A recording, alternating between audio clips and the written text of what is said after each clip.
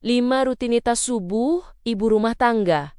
Bangun jam 4, rumah rapi sebelum sarapan. Sebelum lanjut, jangan lupa klik tombol subscribe, share, dan like ya. Boleh juga klik tombol thanks atau terima kasih. Oh ya, kalau kamu punya usul atau ide tema video berikutnya, langsung komen di bawah ya.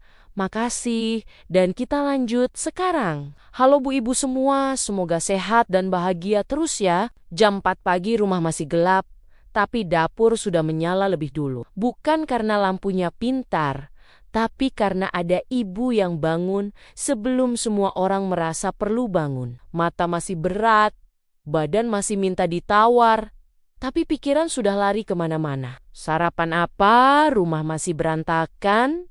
Cucian semalam belum disentuh, dan entah kenapa jam segini justru paling jujur menunjukkan kalau capek itu nyata tapi tidak pernah ada jadwal cutinya. Pagi-pagi seringkali jadi waktu paling sunyi, namun sekaligus paling ramai di kepala. Sapu jalan pelan, supaya tidak bangunin seisi rumah yang masih enak memeluk bantal. Piring dibereskan sambil mikir kenapa benda-benda ini selalu muncul lagi tiap hari.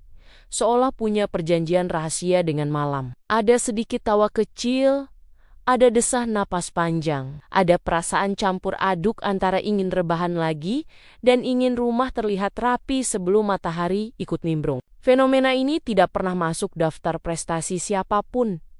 Tidak ada yang tepuk tangan ketika lantai sudah bersih sebelum subuh selesai. Tapi entah kenapa, kalau rumah rapi dari pagi hati jadi sedikit lebih waras. Ibu-ibu paham betul rasanya capek yang tidak diumumkan, kerja yang tidak pakai seragam, dan rutinitas yang kalau tidak dilakukan justru bikin satu rumah kacau. Lalu dibilang ibu kurang sigap, padahal subuh tadi sudah menangis kecil sambil nyapu.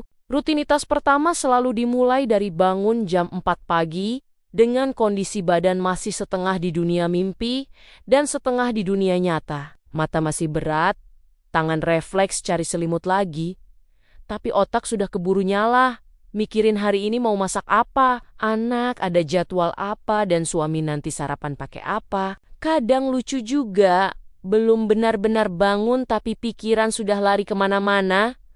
Sampai pernah berdiri di dapur sambil bengong lupa mau ngapain. Padahal niatnya cuma mau minum air putih. Bangun sepagi ini sering bukan karena alarm, tapi karena kebiasaan dan rasa tanggung jawab yang sudah nempel di badan. Pernah coba tidur lagi 5 menit, tapi malah kepikiran cucian, semalam belum diberesin, atau beras belum dicuci. Akhirnya bangun juga sambil ngeluh pelan, bilang ke diri sendiri, ya sudahlah, memang hidup ibu rumah tangga beginilah ceritanya. Rutinitas kedua biasanya langsung nyerbu dapur dan ruang utama buat beberes ringan. Piring kotor semalam masih numpuk, ada gelas bekas anak minum susu, ada remah-remah biskuit yang entah kapan jatuhnya. Sambil nyuci piring kadang kesel sendiri, tapi juga suka ketawa karena ingat janji semalam yang katanya besok pagi saja. Dan pagi itu akhirnya datang juga. Beberes subuh itu bukan soal rumah harus kinclong, tapi lebih ke rasa lega. Lantai disapu seadanya, sofa dirapikan, mainan anak dikumpulin ke satu sudut. Walaupun nanti siang berantakan lagi, setidaknya pagi itu rumah kelihatan manusiawi. Ada ibu-ibu yang bilang rumah rapi bikin hati lebih sabar. Dan itu masuk akal.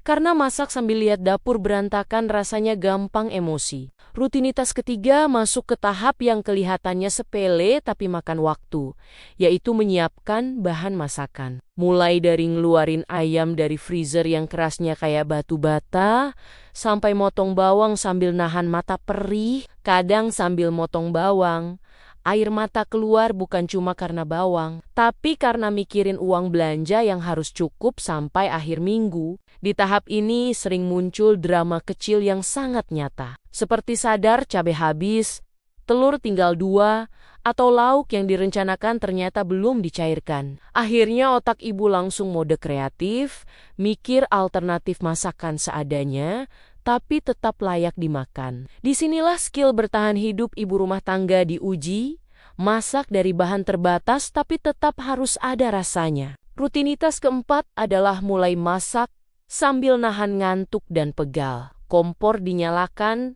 wajan dipanaskan, dan badan mulai protes. Punggung terasa berat, kaki pegal karena berdiri, tapi tangan tetap jalan. Kadang masak sambil nguap, sampai pernah hampir masukin garam 2 kali karena kurang fokus. Masak di subuh hari itu sering ditemani pikiran campur aduk. Ada rasa capek, ada rasa tanggung jawab, ada juga rasa pasrah. Pernah masak sambil ngomel sendiri, kenapa sih aku yang selalu bangun duluan, tapi 5 menit kemudian senyum sendiri karena ingat nanti anak makan dengan lahap. Perasaan ibu memang naik turun, kayak kompor gas, kadang besar, kadang kecil. Rutinitas kelima adalah momen paling sunyi dan paling jarang disadari, yaitu menikmati rumah yang sudah agak rapi sebelum semua bangun. Masakan hampir selesai, dapur sudah tidak terlalu berantakan, dan rumah masih sepi. Ibu biasanya duduk sebentar, entah di kursi dapur atau di ruang tamu, sambil minum teh atau kopi yang kadang sudah dingin karena kelamaan lupa diminum. Di momen ini, pikiran biasanya melambat. Tidak mikir jauh-jauh, cuma menikmati beberapa menit tanpa suara. Kadang terdengar ayam berkokok atau azan subuh dari kejauhan. Ada rasa capek, tapi juga ada rasa puas kecil. Karena sebelum hari benar-benar dimulai, ibu sudah menyelesaikan banyak hal yang tidak kelihatan. Rutinitas kelima ini sering jadi tempat curhat diam-diam. Ada yang sambil duduk, terus mikir, kapan terakhir istirahat beneran? Ada juga yang sambil senyum kecil karena melihat rumah rapi walau cuma sebentar. Bahkan ada yang bilang, 5 menit duduk tenang di subuh hari rasanya lebih mewah daripada belanja mahal. Menikmati rumah sebelum ramai itu seperti hadiah kecil buat diri sendiri. Tidak lama, tapi cukup untuk tarik napas dan ngumpulin tenaga. Karena ibu tahu, sebentar lagi anak-anak bangun minta ini itu, suami siap-siap berangkat, dan dapur yang tadi rapi bakal kembali berantakan. Tapi setidaknya, di subuh itu, ibu sempat punya waktu, walau cuma sebentar. Kadang, waktu pagi bukan cuma soal bangun lebih pagi dari matahari, tapi soal hati yang belajar kuat sebelum hari benar-benar dimulai. Rumah sudah rapi sebelum ada yang sadar, dapur sudah hangat sebelum ada yang bertanya sarapan apa. Dan di situ ibu belajar berdamai dengan lelah sambil senyum kecil yang sering tidak disadari siapapun. Ada kalanya capek datang lebih dulu dari ucapan terima kasih, pekerjaan datang lebih cepat dari pujian, dan piring kotor muncul lebih rajin daripada bantuan. Tapi entah kenapa tangan tetap bergerak. Mungkin karena cinta memang sering menyamar, jadi rutinitas yang terlihat sepele, tapi tidak bisa digantikan. Dan semoga suatu hari nanti, di antara lantai yang bersih dan masakan yang matang, ibu bisa berhenti sejenak, duduk dengan tenang, menarik napas panjang, sambil tersenyum dan berkata dalam hati, "Tidak apa-apa hari ini lelah. Yang penting rumah tetap hangat dan esok masih ada harapan." Terima kasih sudah dengerin cerita dan curhatku hari ini. Sampai ketemu di video-video berikutnya. Tetap semangat Bu Ibu semua.